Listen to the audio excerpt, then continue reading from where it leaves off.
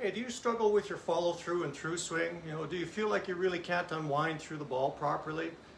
Well, it might not just be your through swing that's the problem. Chances are it's your backswing pivot that's affecting your through swing. The golf swing's a connected chain of events, and what you do going back is going to influence what happens coming through. So if you're struggling coming through the ball and you really kind of don't feel like you can get to your lead side and unwind properly, well, part of that is we got to look at the backswing position. I'm Barry from Hole in One Success. I'm going to show you a couple drills that will help you with your backswing, to help improve your mobility and help make it a little bit easier for you to turn going back. I find with a lot of my students that struggle on the backswing, some of it's technique in terms of they don't understand or they can't really feel the proper turn of the upper body, or that they don't have really an understanding of how to separate the upper body turn from the lower body turn, which is really, really important for golf. And then the other part of it too is they lack the mobility to make a good upper body turn and make a good backswing pivot. In the golf swing, we need a lot of upper body mobility and turn. Your rib cage needs to be in a good position. You need to have good upper body posture so that you can turn freely going back. Opening up the chest, the front chest area needs to be opened up, and also to the upper back, that thoracic area needs to be mobile enough to allow you to turn and pivot properly. And when you don't have the mobility to turn, well, you're not going to turn and you're going to cheat. You're going to find a way to get the golf club back without turning properly. And typically we'll see golfers slide to get the club back. Their hips will slide out because they're not able to turn too well over here going back. And then when that happens, well, you're not going to unwind through the golf ball. You're going to have a tough time getting back to your lead side to strike the golf ball. It'll become a slide going back the other way. Or they'll cheat in terms of trying to get the club back, and they'll wrap the arms around their body, and there won't really be much of a pivot there, and then it's just kind of a arm swing slash at the golf ball there, and there's no effective body pivot. So by working on the backswing pivot, well, it's going to make it a lot easier to unwind back through the golf ball. As I said, it's a connected chain of events. So I'm going to show you a couple simple drills that'll help your mobility and they'll help you get the feel for the technique. The first one is we want to open up the front chest. So this one's pretty quick and easy. Just put my club down here. Just stand erect. Your feet underneath your hips. Bend your knees a little bit so your weight goes back into your heels slightly. Arms out in front of you. Clap your hands together and just swing the arms back. We're trying to open up the chest. You might do 10, 15 of those. Just opening right up. Try to breathe in through your nose. Good belly breath there, diaphragmatic breathing as you go back. And then let it out. Yeah, that feels good. Opens up the front chest, loosens up those pec muscles that get pretty tight, right?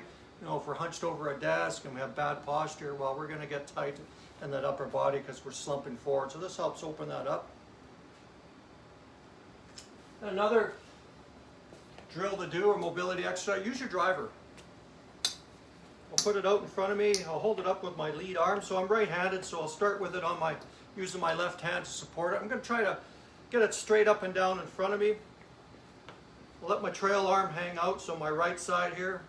I'm in my good athletic golf posture, knees bent, feet just outside the hip width, weight back on my heels a little. And I'm just going to do some arm swings going back. I'm going to hang on to the driver head with my lead arm here, my left hand, and I'm just going to turn back. I'm going to try to look over my trail shoulder, my right shoulder as I do that.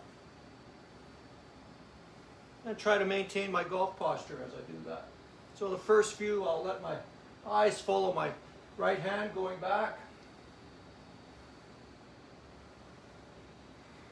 Just like that. Opening up the chest. And I'm going to do the other side, do the same thing. Let my eyes follow my hands. This way I'm turning.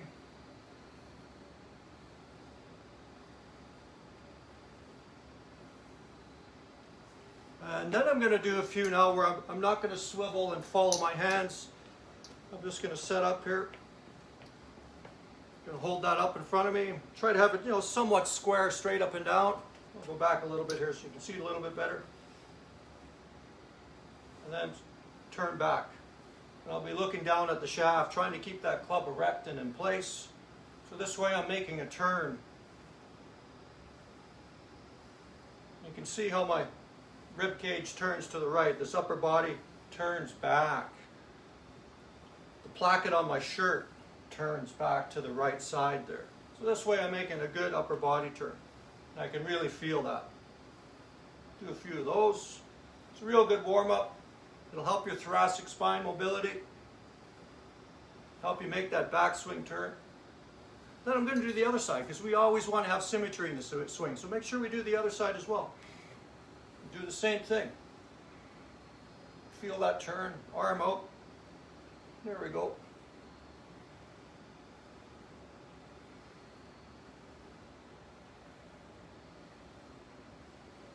And do enough so you can loosen up and you can feel it 10, 15, 20 times. There's no science to the reps. Do enough to loosen up. Then the next one, this is a classic warm-up drill. It's been around for ages. Take the driver, put it behind your neck. Set up in a Y position with your grip, arms out in a Y. Take your golf stance. I'm just going to do some pivots. I'm looking down at the ground, trying to maintain my posture and make that rotation. And I'll feel it in the upper back doing that. And you notice as I do that, the club head comes down, the butt of the club goes up. So this way I'm making a turn. I'm not just drifting and sliding, right? I'm rotating. Butt of the club points up, club head down. So I'm rotating the upper body. And then I'll do the other side.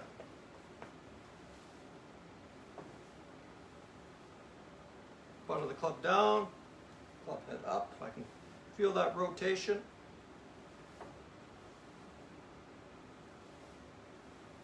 And you just let your hips follow your upper body.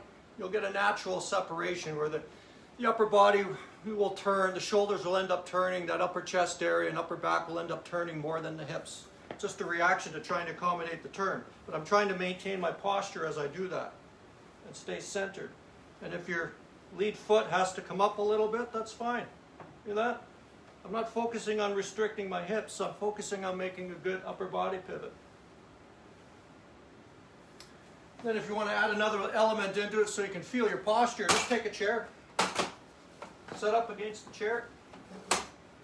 Just so you can feel your backside against it. That just gives you awareness for your posture so you can maintain that and turn back. Trail side stays on the chair. Here I go.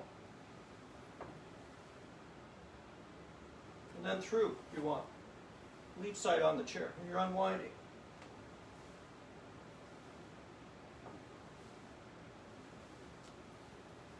There, feel loosened up, ready to go. If you're on the range or getting ready to play, it's a good warm-up prior to play. You'll be all loosened up, ready to make that free shoulder turn, that free upper body turn, and just let her fly. You know, walk into it and just let her go.